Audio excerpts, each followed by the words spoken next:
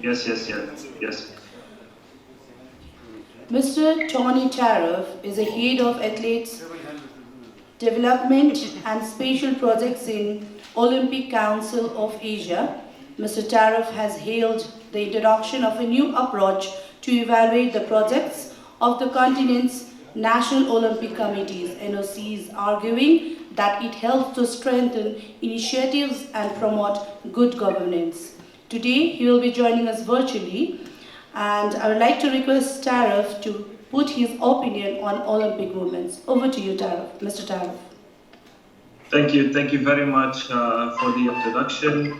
It's my pleasure to attend the Sports Leaders Summit organized by the NOC of Nepal. I would like to congratulate the National Olympic Committee for the hard work done, the President, the Executive Board, and all those working to organize this summit. I think this is a great opportunity, and it's our pleasure and my pleasure representing the Olympic Council of Asia for this introduction and this presentation regarding the Olympic movement, the relationship between the national federations, the national Olympic committees, and the governments. If you allow me to share my screen, so I can.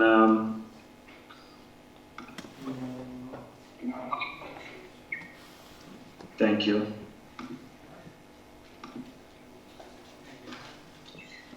Can you see my presentation? Okay, that's great. So I will start now. It's my pleasure to be here together with you, and together we will be discussing the presentation concerning the Olympic movement, the relationship between the national Olympic committees, national federations, and governments. I will not be reinventing the wheel. I will not be talking about something which is we all don't know about the relationship between the three parties, especially the Olympic movement and the government. But we will be talking about simple stuff in order to understand really how things should be connected in a way, at the same time to keep the national Olympic committees and the Olympic movement independent while it's operating. Before starting my presentation and talking about the role of each component, which is the National Olympic Committee, national federations, and the government, I would like you to look at the presentation and you can see the heart. So I know this is not a presentation for biology or for cardiovascular stuff, but this is our metaphor for this presentation. We will be basically giving the relationship metaphor as the heart. We all know biologically that the heart is the main component and the main part of the body. And we all know that without the heart, human being will not operate, human beings will die. And we will use this metaphor to explain on a later stage that the Olympic movement is the heart of the sports movement. So without the heart, the sport movement will not operate. And then on a later stage, we'll be talking about how the government is important to be part or to reflect something positive on the heart, but at the same time, it's not part of the heart. So our metaphor for today for the presentation, the Olympic movement is the heart of the sports movement, and I will explain later how the Olympic movement is the heart. At the beginning, allow me to define, because we need to start with the definition of the Olympic movement and how the Olympic movement is operating before understanding the relationship. So the Olympic movement refers to the collection of organizations and individuals that work together to promote the Olympic Games, the Olympic values, and definitely the development of sports worldwide. So when we talk about the Olympic movement, we are basically talking about the International Olympic Committee as the highest authority governing the Olympic movement worldwide. We're talking about national Olympic committees. We are talking about international federations and definitely the affiliated national associations or federation under each international federation. We are talking about organizing committees of Olympic Games or organizing committees of the Asian Games.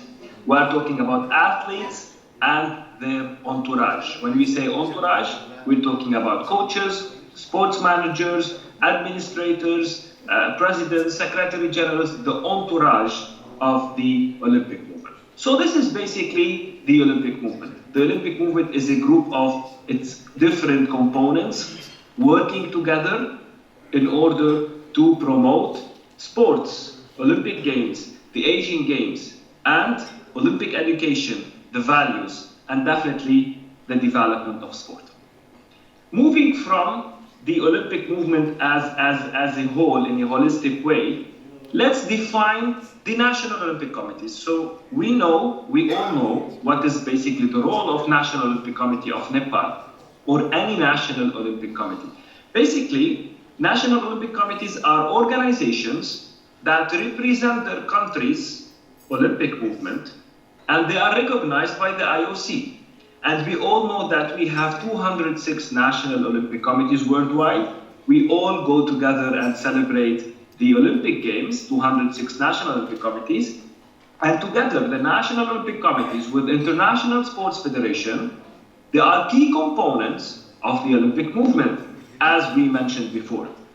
And the mission of National Olympic Committee is to develop, promote, and protect the Olympic movement within their respective countries in accordance with the Olympic Charter. So here we can see how things are connected together, which is the National Olympic Committees with the IOC, with the IFs, all as a whole as the Olympic movement for the sports movement. Okay, defining the Olympic movement and then defining the NOCs. But we all know that the National Olympic Committees, they have a specific role to play on a national level. So the National Olympic Committee of Nepal has to promote the principle and values of Olympism in their countries in the field of sports and education. And this is basically what NOC Nepal is doing right now during this Sports Leaders Summit, is to promote the principle and values of Olympism in their own country in the field of sports and education, which is encourage Olympic education programs in all levels. We are talking about schools, sports institutions, universities, at the same time to support the creation of institutions dedicated for the Olympic education to support the role and the mission of the National Olympic Committee of Nepal. We are talking about National Olympic Academies, the Olympic museums, cultural programs that are related to the Olympic movement. Again, the role of NOC Nepal or any NOC from the 206 National Olympic Committee is to ensure the observance of the Olympic Charter in their countries.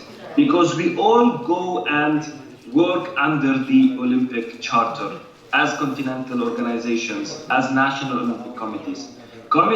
National Olympic Committees are responsible for ensuring that the principles and rules outlined in the Olympic Charter are followed in their respective countries. This includes promoting the Olympic values. We have 3 values: excellence, respect, and friendship, as well as upholding the ethical principles of fair play and sportsmanship. Another role for National Olympic Committees, definitely, and this is a major role, which is the development of high-performance sport as well as sports for all. When we talk about sports in general, the role of National Olympic Committees is one, the technical part when it comes to the elite sports, which is to develop the high-performance sports, to develop athletes, to prepare them to participate in the Olympic Games, in the Asian Games, in national games, SEA Games, any kind of games. This is the role of National Olympic Committees, and we will see how the role of NOCs is connected to the role of national federations when it comes to high-performance sport. So, at the same time, the role of National Olympic Committees is not only for elite athletes, but also for the sports and for society and sports for all, which is mass participation, which is giving the opportunity for everyone to enjoy sports during the Olympic Day, during the fun run event that was organized a few days ago in Nepal, together with the Olympic Council of Asia, to give the opportunity for the whole society to enjoy sports, to enjoy the Olympic values. Another role for the National Olympic Committees is to help in the training of sports administrators. Again, this is what NOC Nepal is doing today with the Sports Leaders Summit, is to train and educate the sports administrators, also the coaches, by organizing courses that contribute to the propagation of the fundamental principles of Olympism, of the know-how in order for them to develop. At the same time, this will reflect the performance of the National Olympic Committee. Another role for the National Olympic Committee, and this is kind of a role that is combined together, which is to take action when it comes to the discrimination and the violence in sports. And when we talk about discrimination and violence, we can also point on safeguarding, which is the recommendation 5 from the Agenda 2020+5 coming from the IOC, which is creating a safe environment for athletes to compete in a safe environment, away from sexual harassment, from psychological abuse, from physical abuse, and etc. At the same time, we all know how the National Olympic Committees are working with National Anti-Doping Agency, and again, the World Anti-Doping Agency, to promote anti-doping, to fight against doping, and to create a clean place for athletes to compete fairly. Talking about safeguarding, talking about World Anti-Doping, and we should talk about an important topic, which is the prevention of the manipulation of competition. Again, this is the role of National Olympic Committees to prevent the manipulation of competition through their activation process, to adopt the rules, and this is what we are doing together, the Olympic Council of Asia and NOCs in Asia and Nepal, which is to adopt the rules and fight against the manipulation of competitions. And also encourage and support measures relating to medical care and the health of athletes. What we are talking about now, we are not reinventing the wheel. We are talking about something we all know, which is what exactly is the role of the National Olympic Committees based on the Olympic Charter and also on the Constitution of the Olympic Council of Asia. Okay, we were able to define what is the Olympic movement. The Olympic movement is a combination of a lot of components, a lot of parts connected together. We talked about National Olympic Committees, we explained the role of National Olympic Committees, we talked about the IOC, and we know that the International Federation is also part of the Olympic movement. We shouldn't forget that one of the main parts of the heart, or the Olympic movement, as we described before, are the national federations. So what is basically a national federation? A national federation role basically is crucial in the functioning of national Olympic committees. Here we can see the connection, because the role of national associations or national federation is crucial in the functioning of national Olympic committees, because they are national federation responsible for developing and governing the respective sports within a country. For example, the National Association or National Federation of Swimming in Nepal, they are responsible for developing and governing their respective sports in their country, Nepal. The National Federation, Swimming National Federation of Nepal, they work directly with the World Aquatics, which is the international federation, which is an important part of the Olympic movement. Also, the National Federation of Swimming in Nepal, they work closely with the National Olympic Committee. How? They work together to identify and prepare athletes for Olympic Games or for the Asian Games or for any other kind of games. So the national federations prepare athletes, the NOCs, they take by their advice to the national federations, they select athletes together. Here we started to see how things are connected together.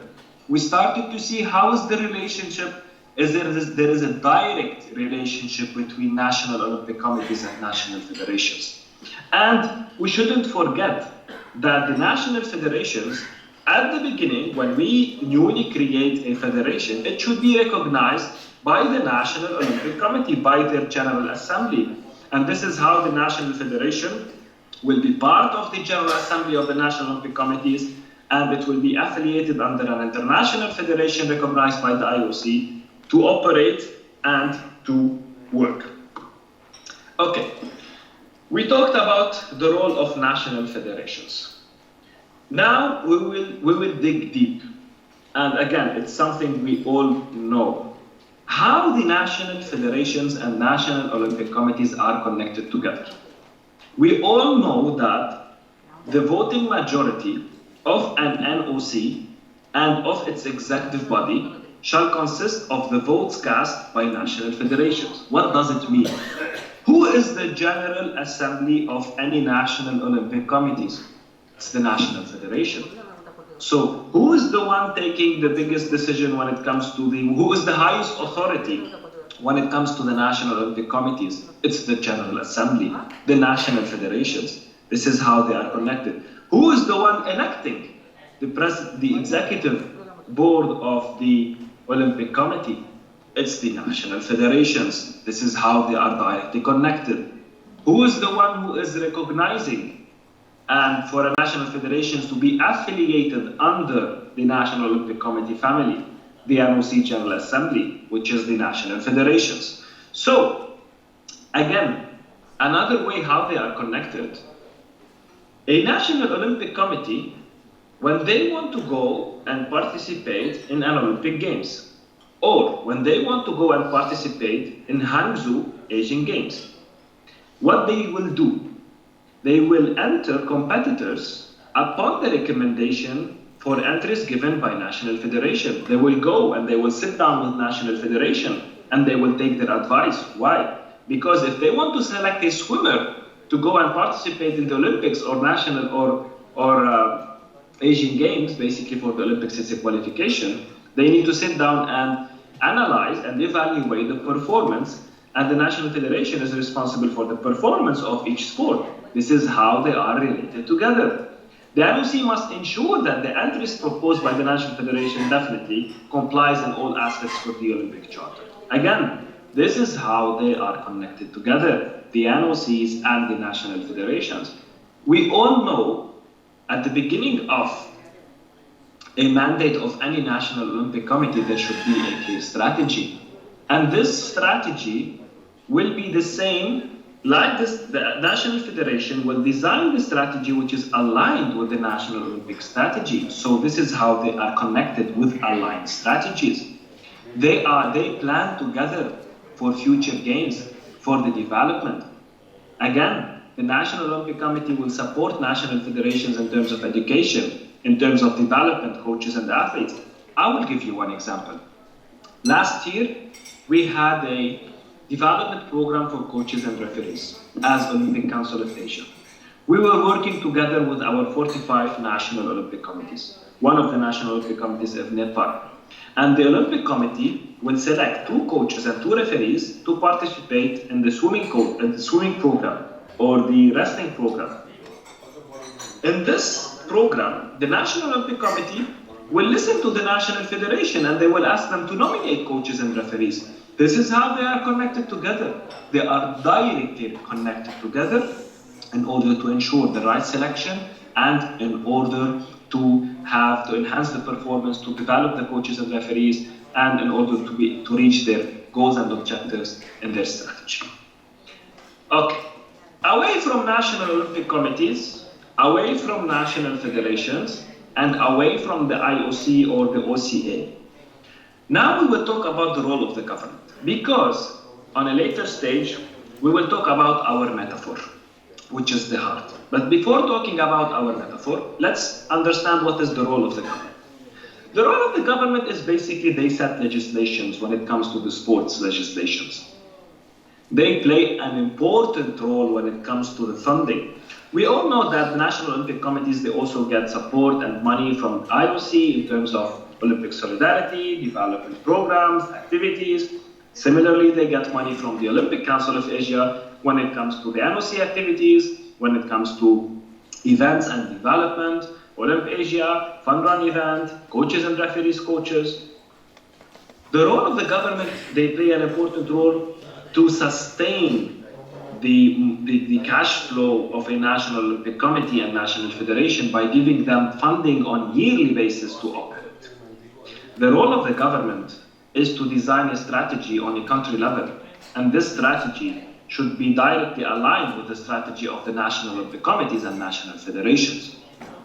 The role of the government is to support in hosting multi-sport events, because we all know if NOC Nepal or any NOC is willing to host the Asian Games or the Olympic Games, they need to work together with the government of Nepal and the government of any national Olympic committee for them to host a multi-sport event, because also they will get the budget from the government. Also, the role of the government is to certify federation or giving them the legal status. This is how the federation will be created, through the government, and then it will present the file to the National Olympic Committee to be affiliated under the family. And also, there's a big role that the government will play, which is building sports infrastructure and providing resources, which is funding and infrastructure and development for national Olympic committees and national federations. Here we started to see the relationship. So, again, before going to the next slide, I will stop and explain again that we explain the role of each component and then to understand the connection and how they are connected together. Because some are directly connected and they can't operate if they are not directly connected, and others have the influence and they have the support and they are connected and in an indirect way. Done with NOCs, done with national federations, done with the relationship between NOCs and national federations, done with the role of the government. I will jump to the relationship between the NOCs and the government. We already talked about the role of the government, and this shed the light on what is the relationship. And we understood that they should have, the NOCs and the governments should have aligned strategies. And let me highlight on something. When we say government, we don't only mean that this is the Ministry of Sports and Youth and Sports. Sometimes, for a National Olympic Committee to apply an educational program, Olympic educational program, they need to work with the Ministry of Education in order to implement this program in universities, in schools. So when we say government, we usually focus on the Ministry of Youth and Sports when it comes to funding and infrastructure and resources and development and status and legislations, but we shouldn't forget there is always a connection also between national Olympic committees and the Olympic movements with other governments or with other ministries like the Ministry of Education. And usually we talk about both, the Education and the Ministry of Youth and Sports. We said there should be an aligned strategy between NOCs and governments. We say that the government will support in terms of funding. We say that the government will set the legislation of the national sports movement in a country. They will support the national Olympic committees with infrastructure. With all this relationship, we should always keep in mind, in order to fulfill this mission, the NOC should, not only may, cooperate with governmental bodies with which they shall achieve harmonious relations, which means that national Olympic committees should have a good relationship with the government, a very good relationship to create a harmonious relations. However, they shall not associate themselves with any activity which would be in contradiction with the Olympic Charter, which means that the National Olympic Committee is independent with their decisions, with their work, with their role, with everything they do in terms of the Olympic movement. But they should create on the other side, in parallel, a good relationship with the governments, a harmonious relationship, without the interference in the day-to-day work and the decisions of the National Olympic Committee or anything that will contradict the Olympic Charter or the Olympic Council of Asia Constitution. This is how the relationship is made up of. A good relationship, but the NOC is independent.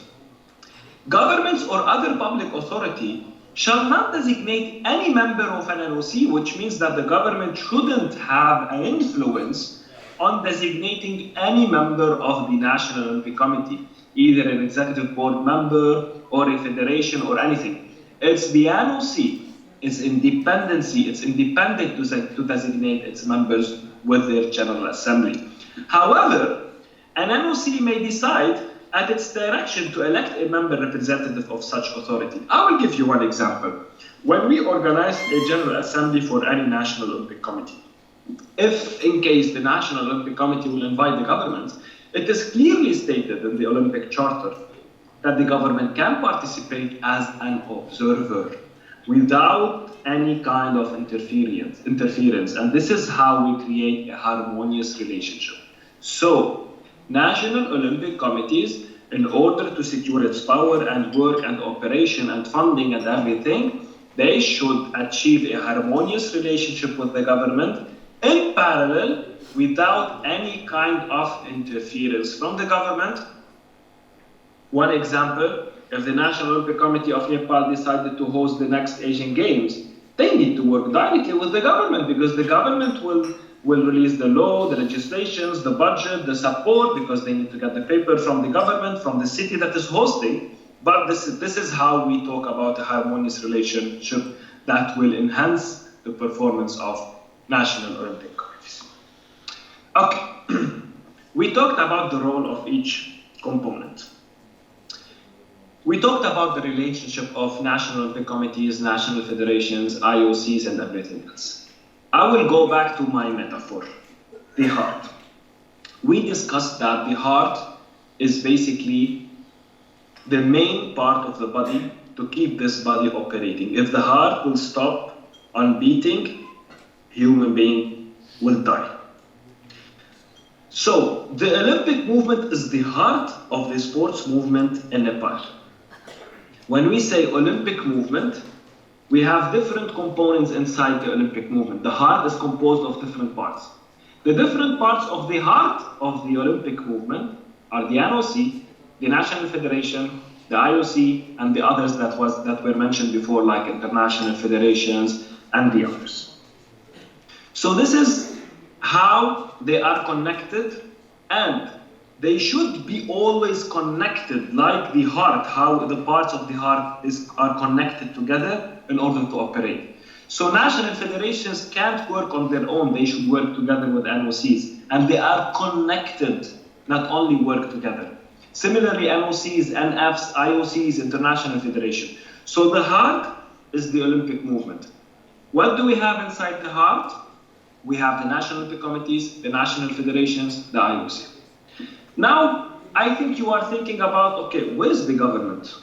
Okay, if the Olympic movement is the heart, and the heart is the heart of the Olympic movement, is the heart of the sports movement. But where is the government? The government is not inside the heart.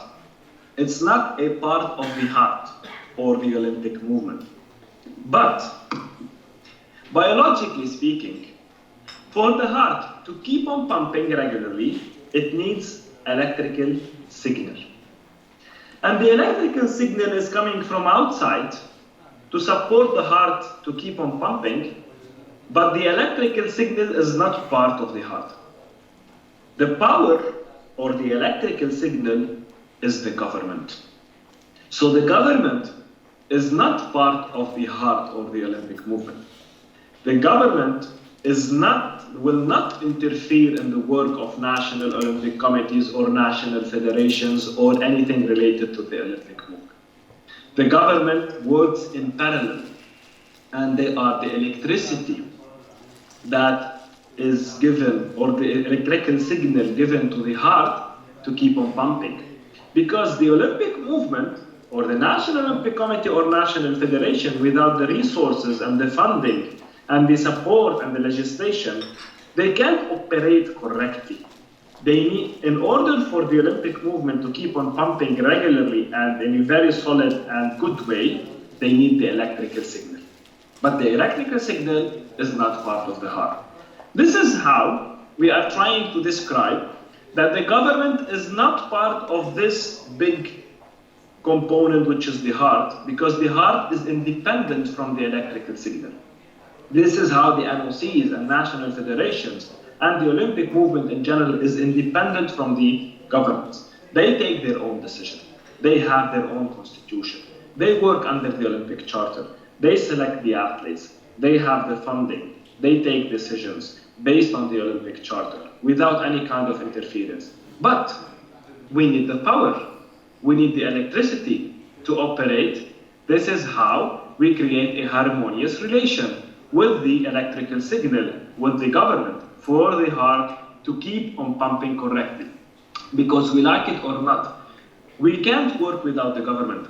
And the government can't work without the presence of the NOCs and the National Federation. This is how we should create a very good relationship, a harmonious relationship, while the NOC is independent, the National Federation is independent, protecting the heart and the Olympic movement.